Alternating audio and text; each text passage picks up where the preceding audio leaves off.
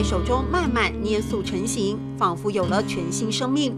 即使已有40多年资历，神像达人林增统在创作过程中丝毫不敢大意。那立身是7个半，坐身的话是那个5个半。那这做莲花脚的叫做涅盘身，涅盘身是4个半头。专注心念，调息吐纳，林增统仿佛老僧入定般，一下一下捏出了菩萨的神态与表情。我是比较喜欢做这个观音像，观音像觉得它有这个慈悲。无中生有，妙手生花，得精准掌握每个角度。